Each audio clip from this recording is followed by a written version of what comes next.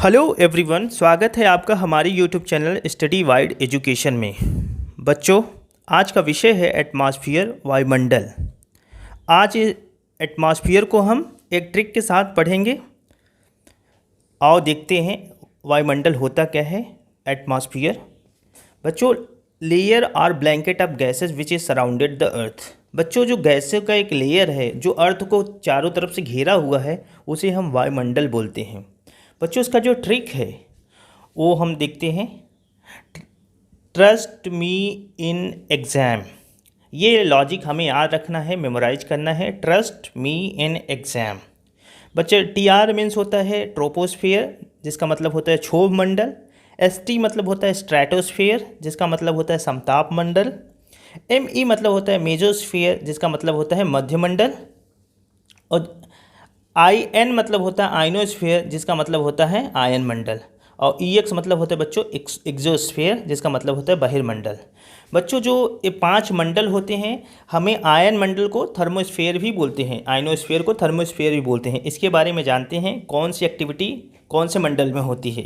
ये बहुत इंपॉर्टेंट है, एग्जाम में मोस्टली पूछा जाता है।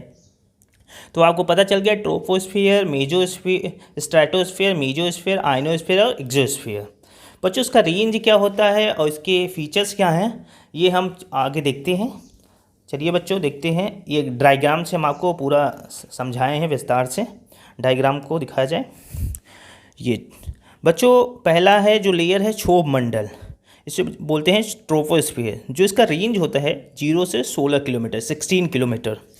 इसमें क्या होता है बच्चों, मौसमी घटनाएं होती हैं, जैसे क्लाइमेट चेंज, वेदर फिनोमेना, जितनी भी वेदर से रिलेटेड एक्टिविटी होती हैं वो ट्रोपोस्फियर में होती हैं, क्षोभ मंडल में होती हैं। मोस्टली एग्जाम में पूछा था, जैसे कि NTPC में, कि मौसम से रिलेटेड घटनाएं कौन से मंडल में होती हैं, तो बच्चों इसका आंसर है ट्रोपोस्फियर, क्षोभ मंडल। बच्चों, इसमें क्या होता है, जैसे हाइट इसकी बढ़ती है वैसे टेम्परेचर हमारा डिक्रीज होता है इस मंडल में। As height increases temperature decreases. तो बच्चों, इसमें जैसे जैसे हाइट बढ़ती जाती है टेम्परेचर हमारा गिरता जाता है। अगले मंडल में आते हैं बच्चों स्ट्रेटोस्फियर, समताप मंडल।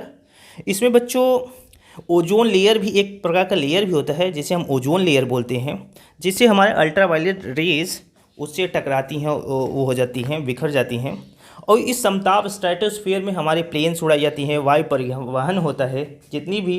इस लेयर जैसे कि टेम्परेचर रिमेन फेयरली कांस्टेंट, इस लेयर में टेम्परेचर कांस्टेंट होता है।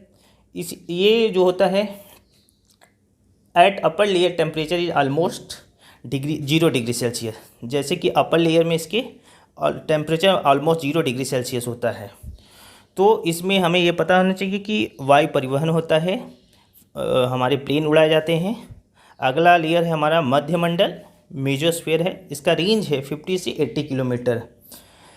बच्चों, ऊंचाई के साथ तापमान में गिरावट होती है। ये लेयर जो होता है, this is the coldest region of the atmosphere. ये सबसे ठंडा लेयर है। अगर ये एग्ज़ाम में पूछा जाए सबसे ठंडा लेयर इसमें से कौन सा है, तो मेजोस्फीयर है। कोल्डेस्ट रीजन है ये। इसमें टेम्परेचर जो है ड्रॉप होता है -100 डिग्री सेल्सियस तक हो सकता है। The temperature drops to about -100 degree Celsius. तो ये बच्चों ध्यान में रखना होगा कि ये सबसे हमारा कोल्डेस्ट लेयर है। अगला लेयर है आयनोस्फीयर, आयन मंडल जिसे बोलते हैं। आयनोस्फीयर को हम थर्मोस्फीयर भी बोलते हैं बच्चों, तो हमेशा याद रखना होगा। इसमें जितने भी charge particles, radio communications, radio transmission, सभी घटनाएं जो होती हैं इसी लेयर में होती हैं। जितना भी हमारा नेटवर्क से रिलेटेड घटनाएं होती हैं, एक्टिविटी होती हैं, सब इसी लेयर में होती हैं। जैसे कि radio waves are bounded off the ions and reflect waves back to the earth. This is generally helps radio communications. इसमें क्या होता है, वेव्स जो होती हैं बाउंड किए रहती हैं, चार्ज पार्टिकल्स जिसे हम बाउंड किए रहते हैं इस लेयर को। तो इसमें इस लेयर में हमेशा याद रखना बच्चों कि पेपर में मोस्टली पूछा जाता है कि रेडियो कम्युनिकेशंस कौन से लेयर में होता है, तो आयनोस्फीयर में।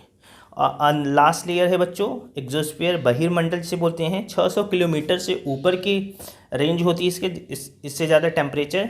और इस लेयर में क्या होता है बच्चों, टेम्परेचर लगातार बढ़ता रहता है, मैक्सिमम 5000 डिग्री सेल्सियस तक जा सकता है। Upper part of exosphere is called magnetosphere. इसका जो ऊपरी वाला हिस्सा होता है उसे हम मैग्नेटोस्फीयर भी बोल सकते हैं। The temperature keeps on rising constantly at high rate. इसमें क्या होता है, टेम्परेचर लगातार बढ़ता रहता है। तो बच्चों इस तरह से हमने पूरा लेयर्स पढ़ लिए, एटमॉस्फेयर पढ़ लिया। आगे हम देखते हैं वायुमंडल में गैसों का वितरण, कौन सी गैस का कितना कंट्रीब्यूशन होता है हमारे एटमॉस्फेयर में, वो हम देखते हैं। The major constituents of air in the atmosphere are, जो मेजर कॉन्स्टिट्यूएंट्स हैं वो कौन कौन से हमारे एटमॉस्फेयर में, उनका परसेंटेज कितना होता है वो आओ देखते हैं। बच्चों जो नाइट्रोजन होता है हमारा वो 78% होता है, 78% होता है। और ऑक्सीजन का जो परसेंटेज होता है 20.94%, बच्चों से अप्रॉक्स 21% भी बोल सकते हैं। जो आर्गन पाया जाता है 0.93% पाया जाता है। कार्बन डाइऑक्साइड 0.036% पाया जाता है। और हाइड्रोजन जो पाया जाता है 0.00005% पाया जाता है। तो बच्चे इसी तरह से हमने पूरा एटमॉस्फेयर देखा, उसमें गैसों का कितना परसेंटेज होता है, क्या क्या इसका रोल होता है, वो सब हमने समझा है। बच्चों आपको ये पता होना चाहिए वायुमंडल का जो औसत तापमान होता है 280 के होता है, 280 केल्विन होता है। इसमें क्या होता है, वाटर वेपर के अलावा dust particles, smokes, salts and other impurities इसमें प्रेजेंट रहते हैं। Besides water vapour, dust particles, smoke, salts and other impurities are present in air, हवा में जो उपस्थित रहते हैं इन वेरिंग क्वांटिटीज़। तो मुझे उम्मीद है बच्चों कि आपको एटमॉस्फेयर वायुमंडल समझ में आया होगा, ट्रिक आपको पसंद आई होगी। अगर आपको ट्रिक पसंद आई है आप वीडियो को लाइक करें, अपने दोस्तों के साथ शेयर करें और चैनल को सब्सक्राइब करें और बेल आइकन को प्रेस करें ताकि आपको ऐसे ही वीडियो हमारे इस यूट्यूब चैनल पे लगातार मिलती रहे। आने वाले एग्ज़ाम्स के लिए आपको बहुत ही हेल्पफुल होगी।